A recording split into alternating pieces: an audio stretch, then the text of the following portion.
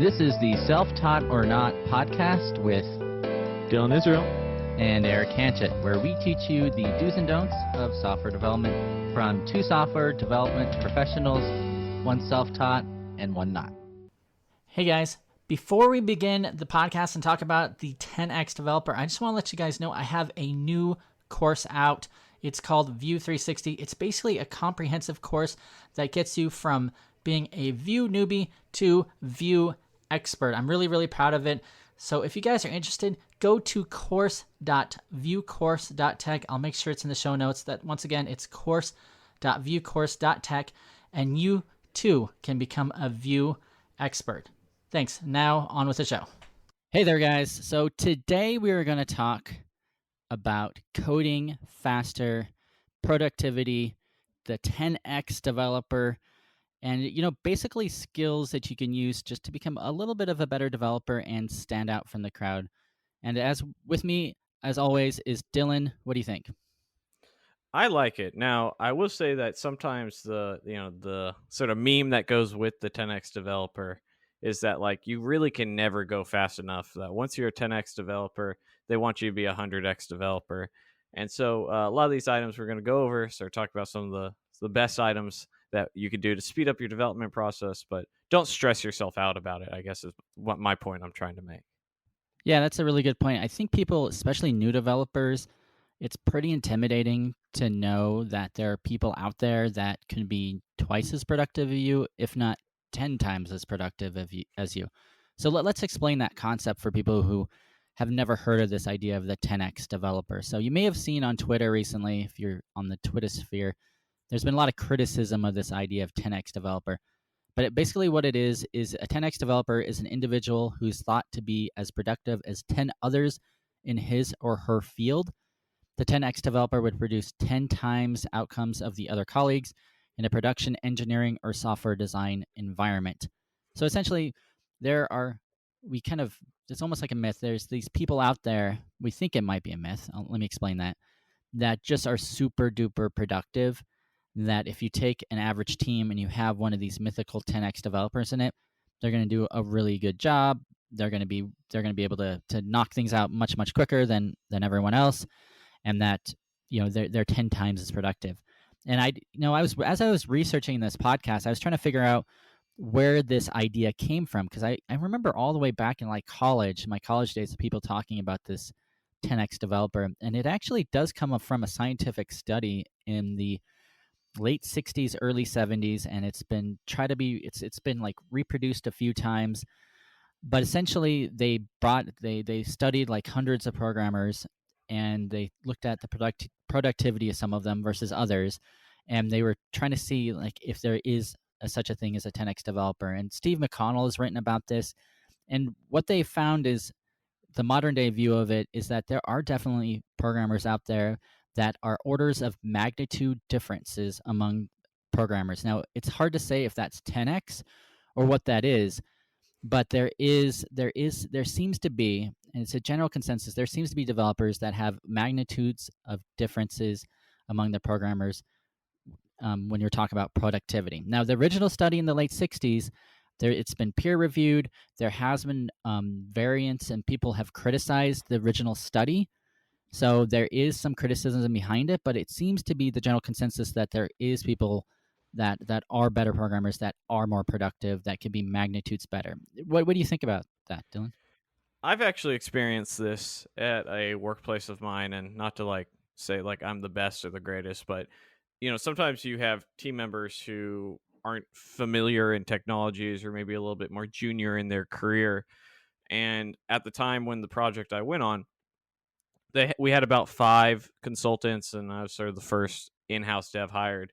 And what ended up happening that convinced them to hire more in-house developers is I was doing more work than the 5 consultants combined once they started tracking it using, Jira and all these sort of modern tools. And so it can happen where sometimes there are people who are just more familiar with technologies, more advanced in their career, that are sort of just doing a better job than other developers. And I think it's sort of development specifically is unique to that, because it's hard to know where you're getting a 10x developer who is and how to sort of measure it, because it's a technical field and only really other technical people can understand why one story might take longer than another. But I definitely think it's specifically in our field something that's very real. Maybe 10x is a little too high, but that's some multiple of it. Yeah, I tend to agree. I think there is a multiple out there, and it is hard to measure these things because it's not just about writing more code than the average developer, it's about writing the right code. I like this quote. It's not about writing more code, it's about writing the right code. You become a 10x programmer not by doing an order of magnitude more work, but by making better decisions in an order of magnitude more often. So all of us could write 10,000 lines of code a day, and it could be just spaghetti code that doesn't work, that is crap. But to be orders of magnitude better than other developers, you're writing the right code. So that might be code that's easy to understand, that actually works. I mean, that's a big thing. That's bug free. I think that would probably be a criteria of being able to claim to be a 10x developer, that you're not just shipping features, but you're shipping features with the least amount of bugs in a relatively short time. This So kind of remind. Go ahead. I was gonna say I would like to know your thought about this, because this kind of reminds me of like the sort of the catch-22 when it goes to like management. I've talked to other developers who have gone from senior to tech lead to sort of into management, and their sentiment when we've talked about similar things is that the best developers actually don't stay in development for very long. And the idea being that if you are one of these 10x developers, that the business then respects what you bring to the table and then promotes you, typically out of development. Yeah, I have seen that happen. That's a good point. I think that's a mistake. It's kind of an interesting thing. I guess it depends on the developer. Like, we all kind of want to move up in our careers. And luckily, if you're in the right organization and you're a developer, usually there is a ladder to climb. And some organizations make this very clear when you get hired, or you can look in their manuals that they have different levels. You might have software developer 1, 2, 3, might go to architect, or principal is a common term you might hear in this industry. But by promoting people outside that technical role into management, where you're not dealing with the day-to-day programming, I think that's kind of a mistake for a lot of people in their careers, especially if they really like programming. And I would assume that companies that do that are going to see a big drop off on their productivity, because then all of a sudden your best developer is no longer developing and he's managing. Now, you could make the argument that good developers could become good managers, especially if they have that love of teaching and showing people how they became so fast at coding and some good principles. So maybe that would make the team overall better. But that's kind of interesting thing. I think some of them end up getting promoted. I think just depends on the organization, and I wouldn't agree that's like across the board. Let's move on. Let's talk about some tips. So I made a list about 11 here, and so I'm going to go over them, and then we'll just kind of, me and Dylan will bounce off each one of these. And I think Dylan may actually not agree with all of them, may probably agrees with some of them. But so I'm going to tell you my story is that I, just like Dylan, I really think that I'm a pretty fast coder. I'm not a 10x by any stretch, but I think I'm pretty fast, and I've been told that by people I've worked with, and I don't want to humble brag, but I think I do a pretty good job, and I'm pretty quick and efficient, especially with the code base I'm in now. And once you really understand the code base, you can be really, really quick getting things done. And so these are kind of the tips that I use to become that I've used to really quickly write code and write fairly bug-free code. Of course, I'm not perfect. Sometimes bugs slip out and QA tells me that this is not working. But I think the code I write is fairly good and bug-free, and it gets done pretty quickly. So the first thing I do is that I have really tried to master whatever code editor I was in. I started off on the Vim days without an IDE at all. That's more of a text editor, but if you can add some plugins and everything into it to make it an IDE or a code editor.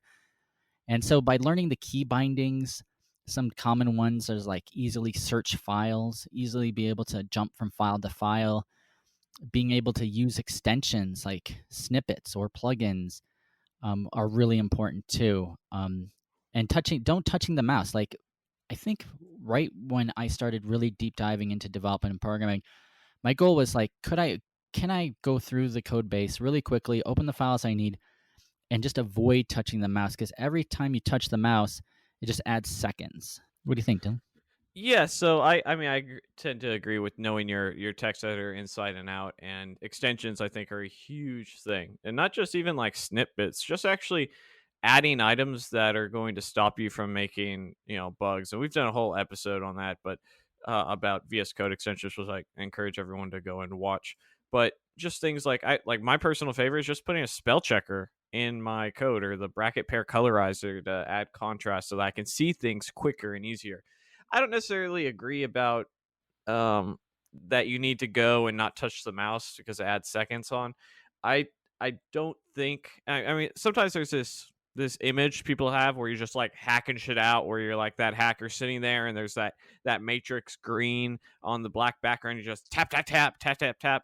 I think it's a little bit blown out of proportion in the sense, but knowing the hotkeys are good. And because it's a thinking man's job. It's not necessarily a typing man's job. Typing is 1% in my mind. The other 99% is the thinking and the figuring out what it is you're going to do. But does it help? Sure.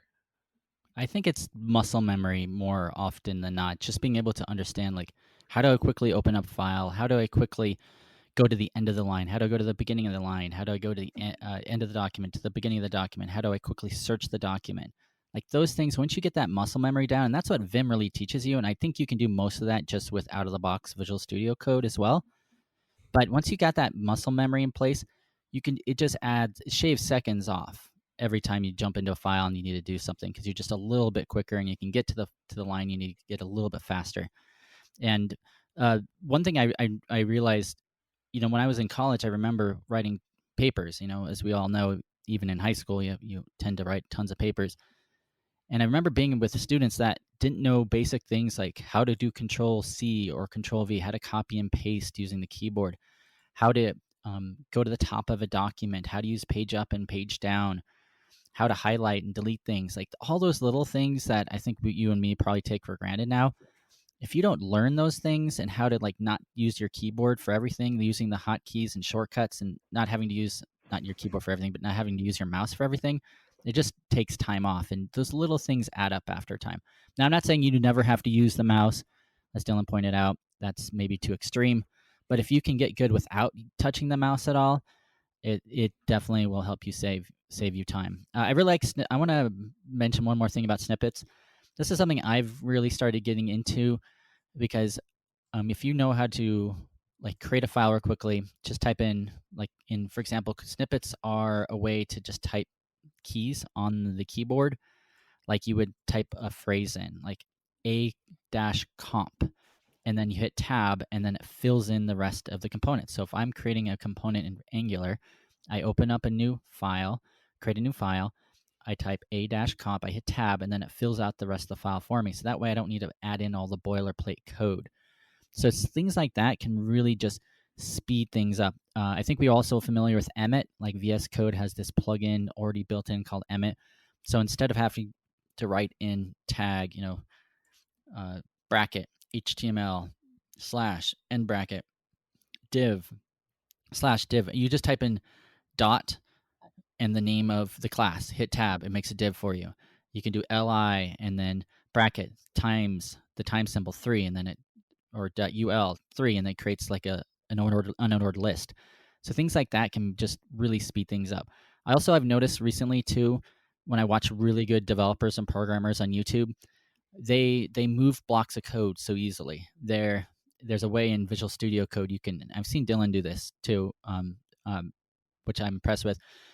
You can highlight a block of code in VS Code, and you just hold down a key and you press up and down. You can just move that block up and down, and it recognizes if it's in between different blocks, and it just adds it to it. Or you can do multiple cursors, like you can mark 3 different places on VS Code and then type at once, and all 3 places will write. So things like that are kind of neat. And as if you get better as a developer and learning the VS Code extensions. That really helps out. Yeah, and one more thing about that, about sort of, I think standardization is one of the best things that you can do. So try to eliminate the things that you have to think about. So when you are, say you're using some sort of linter or ESLint, TSLint, whatever it is, it's turning on the autosave functionality so that it goes and it just takes care of it for you. And it's having some of that, anything that you can automate in your sort of workflow. So it's one less step for you to do. Go ahead and automate. And VS Code has a lot of items, and most text editors for that matter. Oh yeah, yeah, like Prettier or Beautify. So when you save, it auto formats. That definitely saves time too, especially if you have picky code reviewers that they want to make sure that you have 4 spaces for every tab, and that everything looks good. That you can't just have like one long line of 500 characters. Yeah, that's really nice. Let's talk about how I go about my app every day. So a lot of times when I'm given a story, and I know I need to have some feature implemented into my code, I usually think back on when I've done something similar to that piece of code. Now, I know people do this a couple different ways. I'm going to tell you the way I do it. So if I know I need to create a form, and if you've ever dealt with, and a lot of times I use Vue, but sometimes I'm using Angular. So let's say I'm in Angular. There's a specific way you create forms in Angular, and we've talked about it before in our Angular episodes, called reactive forms. So there's a lot of boilerplate with those reactive forms. Since I know I'm creating a form, rather than trying to remember the exact syntax or Googling around and trying to remember how to create a reactive form, I'll just search my code base, or oftentimes I remember the file the last time we did a reactive form, and I'll just copy and paste that block of code. I know it works. I know it's been revised a few times, so it's not like I'm copying bad code. And I'll use that and I'll paste that into my file, and that'll be my starter for my reactive form. So rather than having to look up forms, Google stuff, copy and paste from somewhere else, which I'm not sure of, I'll look in my own code base and use that as sort of a starter. And I do this all the time. Like anytime I have a new feature or something I need to add, I look inside my code base to see if I've done something similar in the past, and I use that as kind of the starter for it. The only caveat I would say this, obviously, if you're in a large code base and there's multiple developers and you don't understand the code that you're copying and pasting, you may want to take a moment to make sure that you understand the code that you're copying and pasting. You don't want to just copy and paste something you have no idea what it does. But after you get pretty familiar with the code base, you can kind of take the different puzzle pieces and just kind of hook them all together. Is this something you do, Dylan? Yeah, definitely. I will add the caveat that this happens in a sense. So like it's very often that I'll see developers, oh well, we did it this way in the app, so I went and I copied and pasted over. And for whatever reason, the thought process of, well, does it need to be the same? Well, yeah, it needs to be the same. Well, why aren't you importing it from a single location? And so be careful when you're doing this, where you definitely want to understand it, but if you are moving multiple parts of the application and saying these 2 methods are the same but they're not actually the same exact method, go ahead and export it as a file, create a service, create something that you only have to update one item. Otherwise, you're going to start putting in these little gotchas in your code base where the business changes requirements, say, hey, update this, we actually want this functionality, and then you have to remember to go update it in 2, 3, 4 spots, and you never do because you didn't touch the thing a year ago. So but definitely when coming from stuff that's independent, like reactive forms, I think was a great example where, yeah, you could write something that's going to export that, but the form input is unique in itself. I reference something I already have because you're not supposed to memorize everything. What you're supposed to do is understand general concepts. And so I know exactly how reactive forms work, but I probably couldn't write it from scratch right now, and I shouldn't need to. There's a lot of ways of handling this too. That's a good point. There's this common term, don't repeat yourself. Like you shouldn't repeat yourself over and over again. So maybe just make sure when you're copying pasting things that they're more generalized, that you can specifically add into a library, or as Dylan said, put it into a service or something. So you got to kind of be careful that you're not just duplicating bad code, and that once something changes, you have to go to 6 different places, like you said, to change it. So that's really important too. The other way to do this I've heard of is some people create their own personal libraries of commonly used snippets of code or commonly used code blocks that they've used in multiple projects or even multiple companies. and then they use that library. Either they import it directly in to their code base that they can then reference at any time, or they just kind of have it in some kind of notepad or some documents, Google Docs or something, that they can then just copy and paste into their apps that they use it for.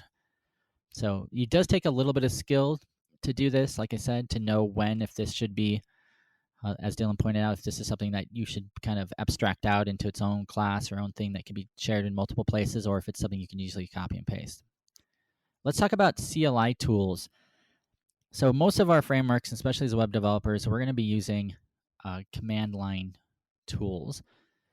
And so I think it behooves us as software developers to learn the command line. And there's so many kind of neat things you can do once you get good with the command line as a developer that can help speed things up. One, of course, is most of the CLI tools that we have some sort of scaffolding or generation built into them. So if you used Create React App or Vue CLI or NG, which is the Angular command line tool, you can oftentimes generate files that you need. You might need a service and you don't remember the boilerplate on how to create a service. You can do ng generate service name. Same thing in Vue and React. So that can save you time. There's also kind of neat things you can do when you learn some basics of the command line. Like there is ways you can search through grep. If you ever heard of people grepping things, that's a command line utility in the Unix world that works on Mac OS and many other those systems where you can easily search through file systems for files. You can even go in and read cat files out. You can less files, which means you can kind of take a look at the bottom of files. You can look at the head of files. You can do kind of sophisticated searches. You can even change things. There's things like awk and I forgot the other one, awk. Well, there's a bunch of different command line utilities you can use just to make your time a little bit more efficient, and then you can even write scripts on the command line. What do you think? Yeah, I think why reinvent the wheel, right? So like if there's a CLI tool that's going to do this, and I worked with a brilliant tech lead who wanted to make a point at one time to like how long would it actually take to spin up your own Angular application from scratch with with the same functionality, and it took him like 3 or 4 days to actually go and build what the CLI could do in like 5 minutes. So use what's available. I don't know that you necessarily need to. Whenever I go and use like a CLI thing, it's like God, I have to do this manual thing. I have to create all this boilerplate. Usually, there's something. If it's boilerplate related, there's a CLI tool that'll do it for you, and a snippet tool. And so I usually try and find out what the command is and save myself a little bit of a headache. There's also understanding the code base. So there is kind of a good rule of thumb. That's the right expression. That once you jump into a new project or new company, that you should start really deep diving into their code base and understanding it. And if you are put onto a different project or you are creating a project from scratch, just try to understand what the other developers are doing. Try to understand the bigger implications of where the code is, how it works, what services, what outside services, third-party libraries that you're using. This is so important to be better and faster and more productive. If you don't understand the code base you're in, it's going to be very difficult for you to be quick in it. Obviously, there is some things that you can do easily, but most things, especially when you're having to get into features and you're needing to talk to multiple different components, you're going to have a problem doing things quickly if you don't understand the code base.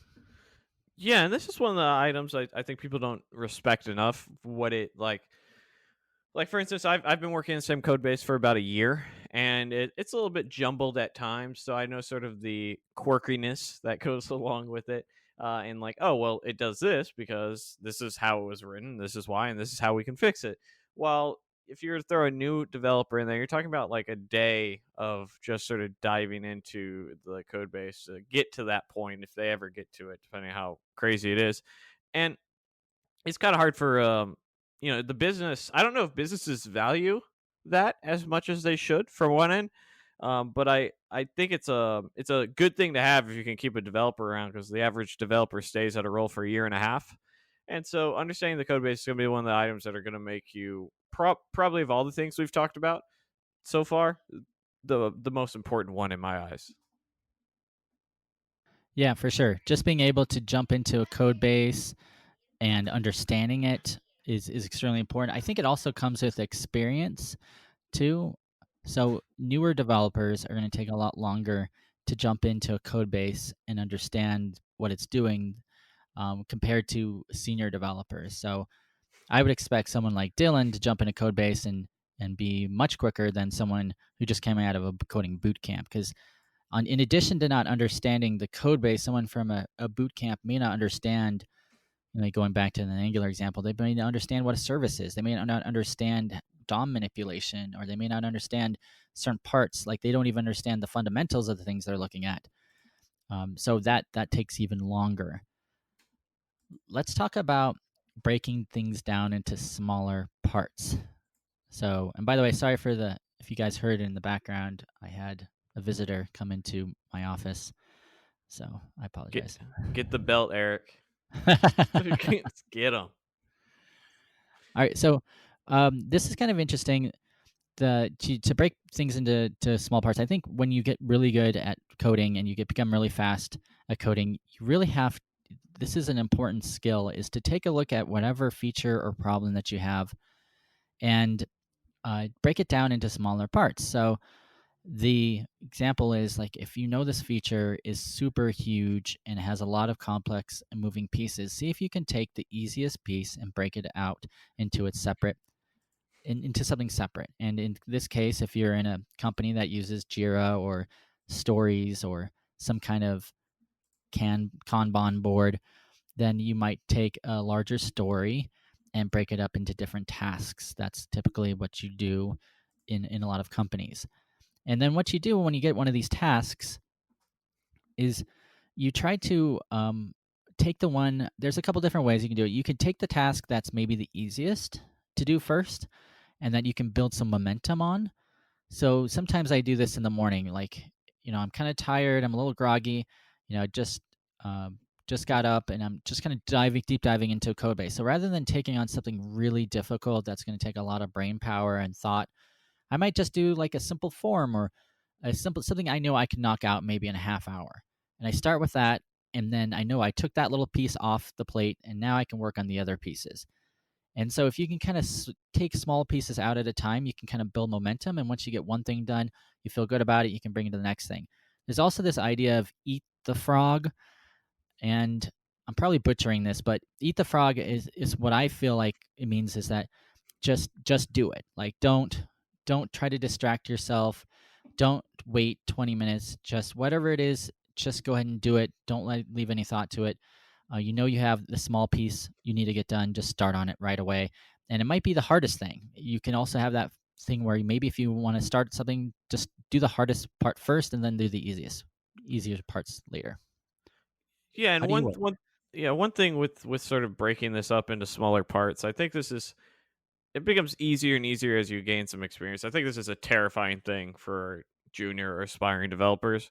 It's like I look at the empty text editor and I see the thing I have to build, and then you just sort of panic sets in. It's like looking into the void.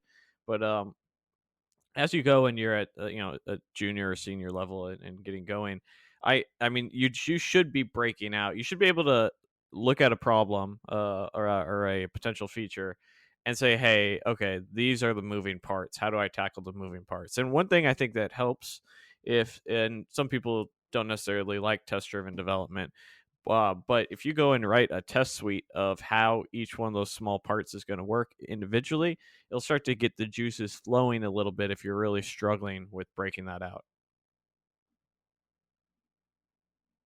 There's my mute. Yeah, I was going to say that's a good point. I've never done test-driven development. I need to take some notes from you how to do that. It is fantastic. So I admittedly I don't do it as much as I should. I write tests for everything, but I do sort of a half-assed version in my work life. But I do think it's one of the items where so often we force ourselves to think only about the happy path And whether we do it or not, you're like, oh, well, this is probably how it would work. And you're like, oh, that it works. Great, fantastic. But when you force yourself instead to write the test first, you start thinking about all the, you sort of change the mindset of the happy path to the unhappy path. It becomes a very powerful tool. And it also forces you to think about how these pieces will work interchangeably. But from a practical approach, I typically will tackle the data part of, whether you're working the front end or the back end. I like to tackle the models and the data part of it because I think usually most of our jobs is just connecting one portion of an application to another, whether it's the database connecting to the back end manipulating the data to send to the front end, and then the front end displaying it. To me, the one thing that overlaps for a lot of them is just data models. And so the data model is usually where I define that first, and that usually helps piece everything else out. I know very sophisticated organizations like the data model that you have in the front end can work in the back end too. Doesn't Nest do that? Like you can have a data model that you define for both. You can kind of So, share between both of them. yeah, so one of the cool things that we implemented at my workplace is something called Yup. Yup is essentially a data model validator that you can use as schema validation, and so you can set a bunch of requirements, right? So, like, let's say there's a property, and you can say, okay, well, this property needs to be a Mongo ID. If not, throw an error. This name, like this name of whatever of a user, needs to be at least 3 characters. If not, throw an error. And so what we've done is we've gone and defined because had issues with data models not being in sync, right? So like one major thing that can happen in applications, you go fast, and then you don't migrate data properly. So one way to avoid that is to have a contract or a model that is consistent between the front end and the back end. And you can do that with a mono repo, which you have both in, but typically a lot of organizations don't do that. Or you can simply create your own contracts that are passed in through an npm repo and import those into the back end and the front end. And if you haven't checked out Yup for projects, I highly recommend it. I've been a huge fan. It also has helped to lower some logic where you have the potential to do a little bit of conditional logic where, let's say you have, like, you're keeping track of an array of items, and if under certain circumstances some of your values need to be certain things, if there's no items versus one item, so you can do stuff like that in the schema with the schema validation of Yup. I'm a big fan of it, and I encourage people to check it out. And it's all in TypeScript, right? Well, yeah, you can do TypeScript with Yup. You don't have to, though. By default, it doesn't come, but there is a typed package that goes with it. Yeah, it just reminded me of that for a second. I know there's that is a big issue with your front end and back end. You have these API contracts that the front end has to implement, but having something to kind of keep track of both of those, and that the front end doesn't send something that back end doesn't expect, or maybe if you have validations on each individual input and the front end needs to know about that, having some way to hook that into your app is kind of interesting. Anyways, I think we're digressing a little bit. That's very interesting. Let's talk about avoiding distractions. So this is really important. I think we've talked about this before, and I think we did a productivity episode last season. But just having a certain amount of time where you can get into the flow of your programming time. And when I think of flow, I think of when time almost stops and you're just so into the code that hours fly by and you're getting things done and things are working and you're just getting a lot of development work done. And I would say one of the biggest ways I've been able to code faster is having those sometimes 2, 3, or 4 hours of this productivity time where I don't have any distractions. I take Slack, I turn off messages, I put my phone in the other side of the room. I make sure I'm not on social media or Twitter or Facebook or anything, and I can just code for a certain period of time. And if problems happen, I can fix it. Now, there is something called the Pomodoro technique. I tried this in the past, and I used to be a proponent of it, and I'm no longer a proponent of it. And Pomodoro is where you kind of break your time down into these 20 or 25-minute chunks. And then you work for 25 minutes, then you take a 2-minute break. Then you work for 25 minutes, then you take a 3-minute break. And then So like after the third 25-minute time you work, you take like a 15-minute break or something like that. And what I found is that as soon as that 25 minutes comes up, or it's either 20 or 25 minutes, can't remember, I'm like so invested in what I'm doing, like it just, I lose my momentum. So I usually work for like at least an hour, if not 2 or 3 hour chunks at a time. Yeah, I've tried as well. I'm not a fan. I think I found it more valuable when I was just trying to force myself to learn to code than actually being a software engineer. Um, it's also one of those items I think people use to it's almost like a stopgap from people bothering you. Where like you're like, hey, this guy's doing his Pomodoro technique, and then like, all right, I'll wait 30 minutes before I interrupt. Uh, but I'm a big fan of just going as hard as you can until you need a break. So that's usually how I go. Do you have times, I've had this happen where I know I have work to be done. I'm sitting in front of my computer. It's normal work hours. I don't have distractions, but it's just hard to like hit that first, like write that first line of code and start getting to go because you're like, oh, I don't want to do this, or you're sort of tired, or like something else maybe is in your brain distracting you. So you end up like, checking other code or surfing the web or something for a little bit. Has that ever happened to you? Absolutely. It usually happens when there's something going on in my personal life or sleep deprived. It happened recently, a couple months back when my relationship ended. For about 2 weeks, I had a really hard time doing my job just because my mental state was different than it normally would be. And so I'd be sitting down there and you're sort of struggling to care at times. And so, um, it definitely had a decrease in productivity for 2 weeks. But one way that I overcome that is I take a shit ton of caffeine. I'm not saying it's healthy. I'm not advising to do it, but that You is like inject it directly into your veins or straight into the brain. All right, spinal tap. under your Um, eyelids? yeah. Um, Two is I'm a big proponent of being comfortable at your workstation.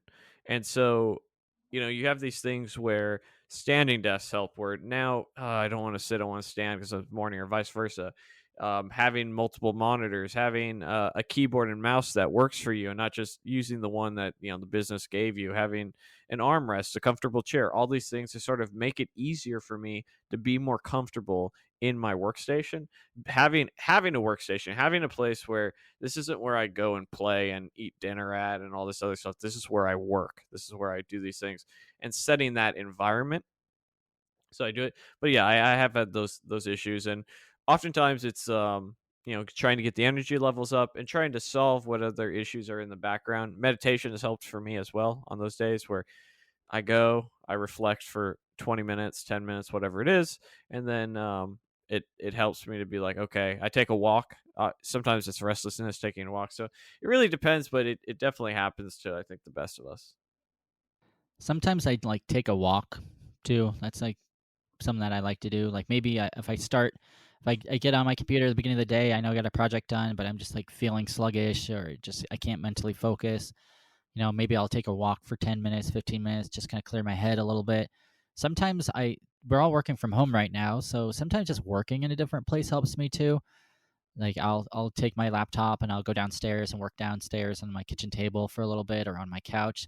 My wife hates this. Sometimes I'll do this. I'll go downstairs and I'll sit in my couch and then I'll turn on the TV and I'll watch like I'll have like a program in the background and I'll be kind of coding and then watching a little bit at the same time. It's more like background noise. Or I'll sometimes I watch Twitch or stream stuff, and my wife's like, "Are you working?" She'll come down. I'm like, "No, I'm working. I just need this in the background." And then sometimes I just clicks and I start programming. I don't know. Maybe that's just me. I mean, Let's I talk have about music debugging. going at all times, so it's somewhat Yeah. similar, but The problem is though, if you do that too often, like TV, it's sometimes TV is too distracting. You'll be like, "Oh, now I'm just watching TV instead of working." Let me talk about debugging. So I think this is an extremely important skill, and it's one of the things that new software developers have a lot of problems with because it's a skill. It's a skill that you have to learn and you get better at as your software development journey goes on. It's basically the way that when you run into an issue or problem, how you solve it. And so my tips on that would be, first, if you're in an environment where you can ask somebody, I try to say don't ask someone right away.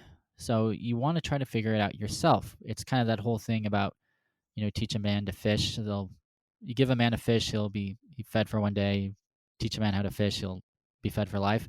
So if you can learn the skills to debug, then you'll have these lifelong skills to do it. So one thing to do, I really like doing, is using console logs. It's like the simplest form of debugging. I think we've all done it. You can also get more fancy and use console like alerts and errors too. Doing breakpoints, especially if you have source maps turned on. Now, these are tips for web development, but you might be able to use them for other software development disciplines. But using breakpoints at certain parts of time is extremely important, so you can break exactly at what part of the code is not working quite correctly. Learning the Google foo, like just being really good at Googling, finding your answer, looking up. You have to be quick too, because it's really distracting when you're Googling and you have these huge blog articles, but being able to quickly scan through a blog and find your answer, being able to look through Stack Overflow. I just had this comment on Twitter the other day. I think most of the time while I'm Googling now, I find that GitHub issues seem to have my problem in them more often than Stack Overflow nowadays. So I end up looking at a lot of GitHub issues, especially if it's very, very particular because of certain third-party libraries. So that's a skill that you should get really good at. Yeah, and one thing I would say that's part of debugging that people oftentimes forget about is testing. You want to make sure that as you go, you're not breaking anything. So if am I 2/3 of the way through my feature should have 2/3 test coverage. And as I'm going and testing and fixing something, I want to make sure I don't break it along the way. And you can also do that by writing a test that you're hoping is going to pass, but is currently failing.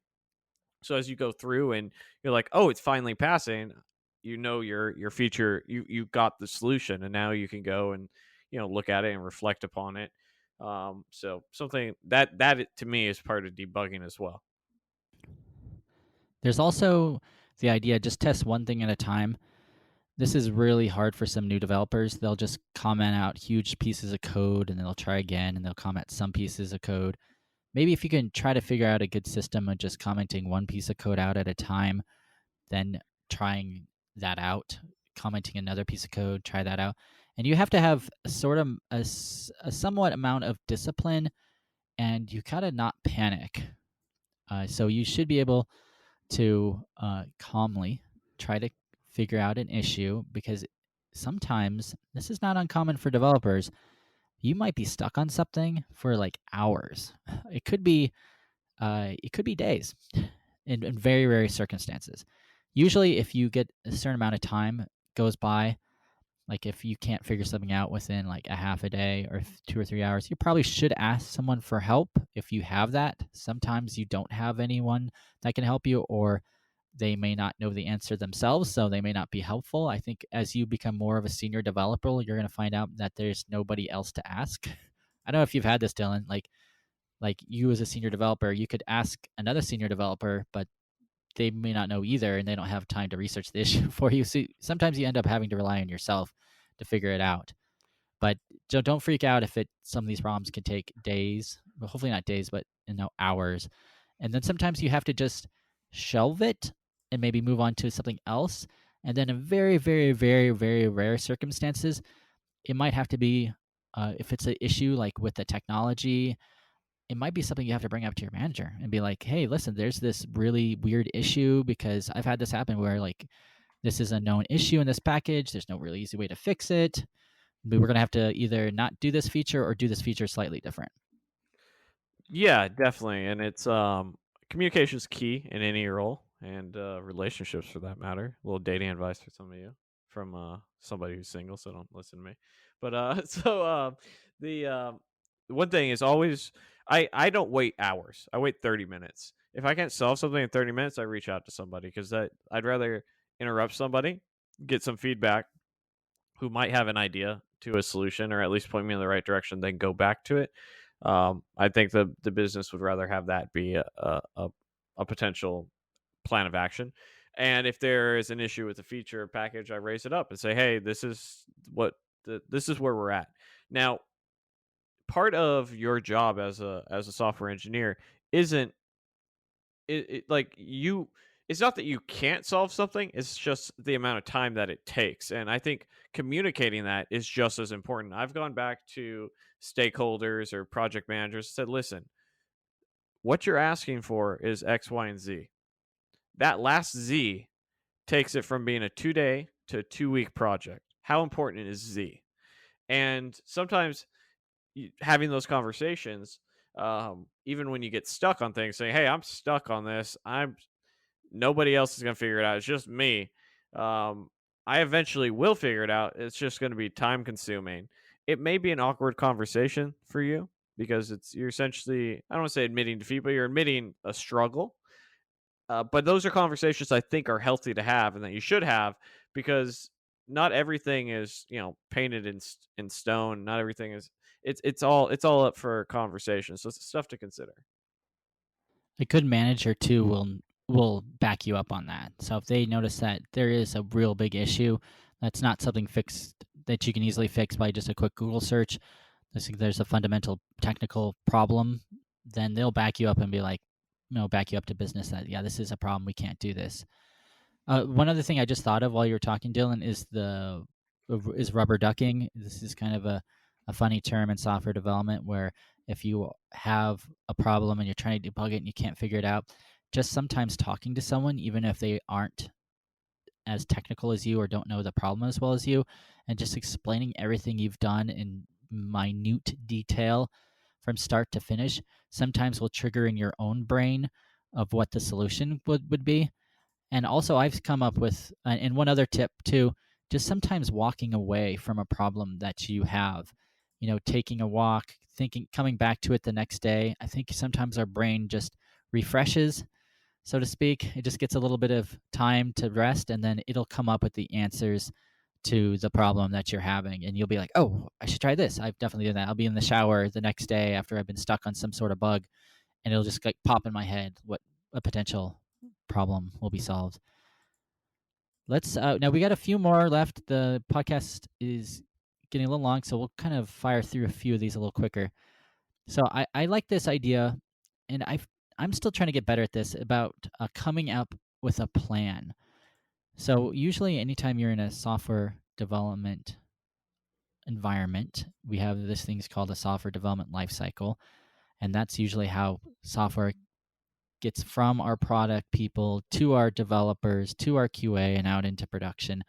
That's a very simplified process.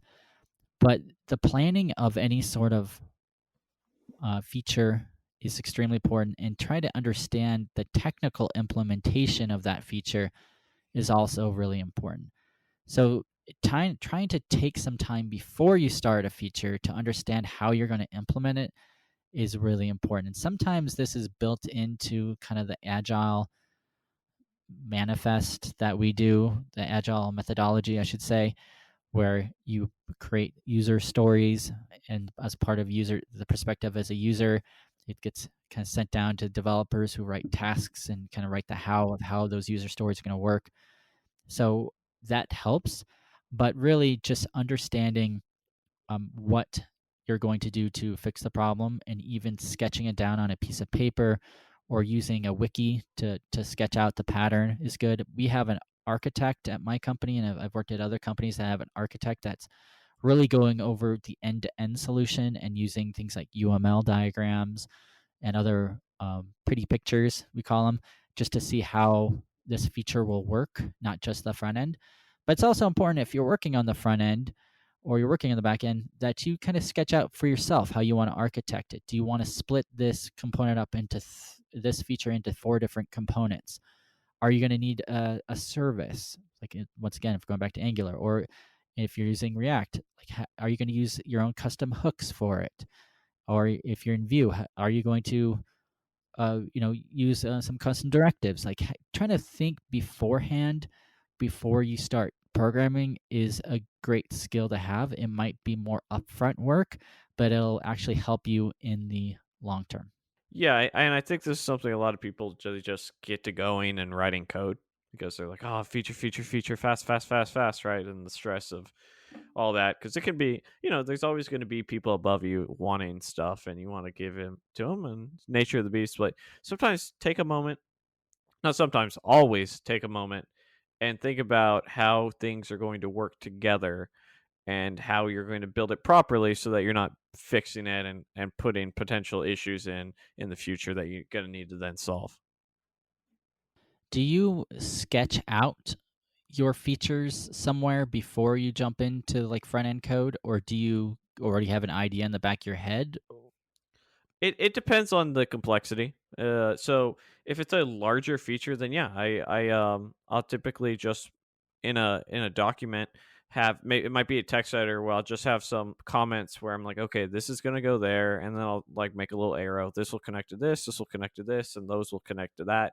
Or I might even actually take out my whiteboard and draw it out and start thinking about some potential issues. And especially with refactoring, it really helps. I've had to refactor a lot of previous applications to be more verbose and efficient. And you start thinking, okay, these are the pieces, and they're all one piece right now. How do I break it out into the various pieces that it should be? It depends on the situation. I agree. I haven't done too much of this. Usually, other than just kind of writing out what features I'm going to be doing in my tickets in our Jira system, I think I need to get better at this planning out. Sometimes I do end up, what happens is that you could jump into a feature and you're trying to kind of code at the same time you're doing it. And then you'll get like a couple hours in, and then you'll find out, oh, I need to add this in. And then you have to redo everything you did, or you have to kind of shoehorn it in. And it doesn't make much sense. And more complicated features are a big issue with that, especially in the back end. Like if you don't architect your app or your feature correctly in the back end, you can get a lot of spaghetti code. Luckily, that's one of the reasons too that we use these frameworks like Vue or Angular or Ember or whatever, because those are things that typically kind of have these patterns in place. So we know that we need to add a component. This is how you can add a component. This is where the CSS is. This is where the HTML is. Components are outside the normal app flow because they're in separate files. It already has kind of a pattern and best practices in place. So keep that in mind too. Also, one other thing, if you really want to spend a little bit more time, think about any future possible blockers. Usually trying to coordinate a feature between the back end and front end can be difficult because either the back end finishes the feature first, and then the front end is now kind of holding everything up, or it can be vice versa. So trying to think of like where you fall in and what's going to block you in the future, and see if you can mitigate that. Let's talk about keeping things simple. This is kind of just this is a simple tip. So what it is we as software developers, I love to do this. I go on Twitter or I'll be reading some blog and I'll find a new way to deal with objects, or I'll find a new way to do XYZ. And I'm like, I want to add this into my code. And then next time you come up with, you run across that problem, you're like, okay, I should do it this way. But you have to really think like, is what I'm writing, is it just kind of a clever way of doing it? Am I going to come back in 3 months and look at this code and not know what the heck it's doing?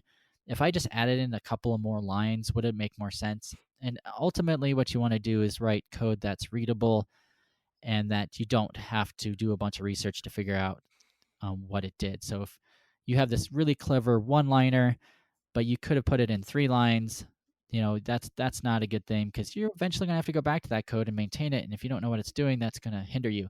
And I also have a comment. I'm going to ask Dylan this. What do you think about comments? When I was in school, everybody's like, put comments everywhere. But I've noticed in my professional life, comments are rare. People don't put them in. What do you think about that? Yeah, comments are dog shit.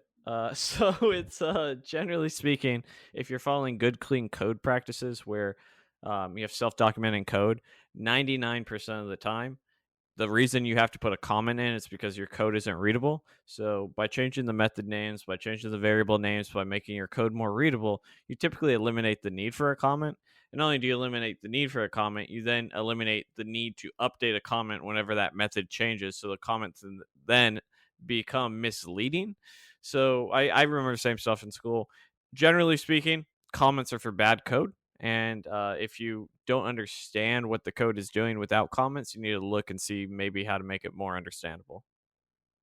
Do you use to-dos as well? I know some people put to-dos all over their comments to come back to later, some future date. No, absolutely not. That's garbage too. If there's something that needs to be fixed, then create an item in the backlog, whether it's even a technical debt or a feature, and at some point tackle it. You know, it's when you go into code bases, like a red flag that you see is if they have lots of to-do comments, that's they just leave a comment that says to do, or you see whole blocks of code commented out but not deleted from the code base. That's usually typically a bad practice too. And I've been guilty of that, but I've been pretty trying to be good to just delete those things out. The first thing I did in a project I started was I went through the application. There's 5,000 lines of deleted code or commented out code. I deleted it all. Didn't even ask. Push it straight to master. Not even a pull request. You just No, just push ship that right straight to master. And like I was like, what are you gonna complain of? You gonna complain I pushed it straight to master? You just had 5,000 lines of code just commented out there, causing confusion and errors. No, goodbye. Like, so And that's so hard for new developers too. When they start programming, they're worried that like, oh, this code, you know, if I delete this out, it's gone. I don't know what it did, or they're afraid that they need to keep that piece of code commented out because they may need to bring it back at some point.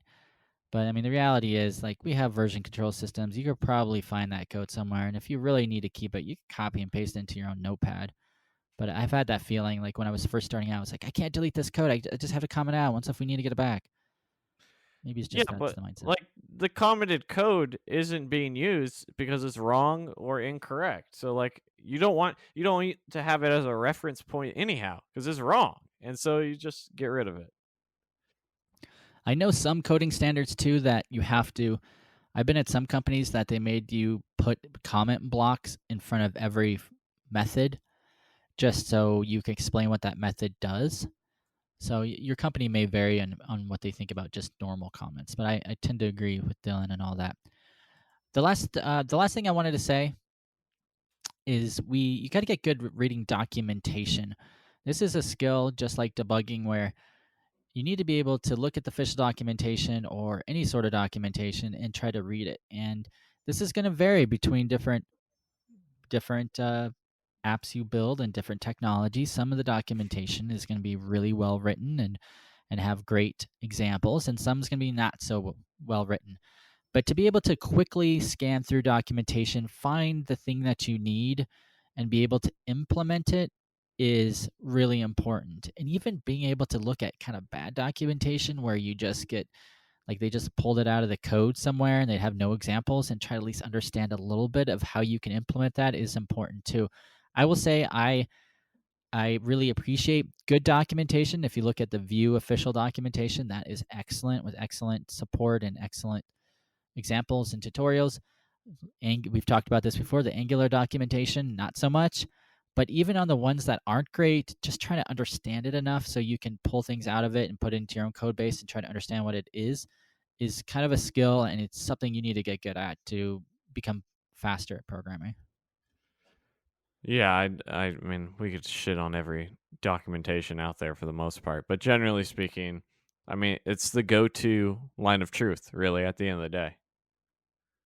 And I think also what helps, and I think you would agree with this, Dylan, is if you're using a typed language like TypeScript, you have IntelliSense. Like you can just put dot or whatever space, command space, and you could see all the options that you have available. And so you probably will still have to look at the documentation occasionally, but you might be able to just figure it out by using the IntelliSense if you have types set up correctly with ever. This is assuming we're using some third-party library that we need to bring in. All right, so that is it. I mean, we've kind of worked. One other thing, kind of a bonus one, we've already kind of touched on is just testing. I think being a good testing seems like it's the antithesis of being a 10x developer because it adds more time to it, but if you are a good tester, it'll save you more time in the long run. I look at testing like this. If our job is to dig a hole, testing is taking the time to go get the shovel rather than doing it by hand. And so like that's how I look at testing, is it's going to speed up. Yeah, you got to go to the store to grab a shovel, but you're going to dig that hole much faster. So that's sort of my analogy for testing. Sweet. Yeah, that's all I got. Thank you, Dylan, as always. If you guys have any tips that I missed in here, or you disagree or agree with it, tweet me at ErikCH, ERIKCH on Twitter. Go ahead and follow me. Or Dylan, you don't use Twitter too much, but what's Pizza Poker Guy. Pizza Poker Guy. Yeah, tweet us. I think we should get, maybe for season 3, we should get like an official Twitter account. We might have to do that. If you're gonna manage it, I'm not about that. That Twitter life. We'll figure it out though. But I think I think if you just take a couple of these things we talked about today and start implementing them, like work on your debugging skills, mastering your code editor, you understanding the CLI, breaking things into smaller parts, coming up with a plan. If you implement some of these things, I think you'll definitely see an increase in your productivity and speed of how you deliver things. And it's really a game changer in your career. If you can be the developer that your boss is always going to, because they know that you're going to get things done quickly and do it right, I mean, you are going to be well off in your career, and that's going to really help you out. And it's also fun because what happens if you get really good at this, deadlines are like no problem to hit. So you'll have, now this is not always the case, but if everyone else in your team is saying 2 weeks for this feature and you can get it done in a week, then you have a week more to like make sure you did it right, to do your testing, to have some downtime, rather than some other people are going to work like extra time. They're going to have to like put extra hours in. I mean, you're going to be like set. And then when that deadline comes up, you're like, oh, I got it done, a few days ago, I'm good. Now the worry is that if you do that continuously, all of a sudden your 1 week deadlines will become, or your 2 week deadlines will become 1 week, and then you'll be just barely getting everything done. Hopefully that's not the case, but it is nice when you can get in a good pattern where you can get things done quickly and do them right, and then still have some time left over to double check everything. Yep. All right. See you guys. Bye. Hey guys, thanks for watching. If you want to find more about what I'm up to, go to dylanisrael.com. And if you want to know what I'm up to, you can check out my website at erik.video. If you haven't already, please leave us a 5-star review on iTunes. It really helps us out. And if you do, you might even be featured on our next episode. Don't forget to check out the website at selftaughtornot.com. From there, you can sign up for a mailing list where we give away free courses and a bunch of cool stuff. And we'll also let you know when the next episode comes out. And finally, if you didn't know, we have a Facebook group. It's called Code, Tech, and Caffeine. We have over 10,000 members, and you can find the link at selftaughtornot.com. So come join us. We have tons of developers willing to help you guys, mentor you guys. Check it out. Just make sure you go to selftaughtornot.com and check out the Code, Tech, and Caffeine link. Thanks, and take care.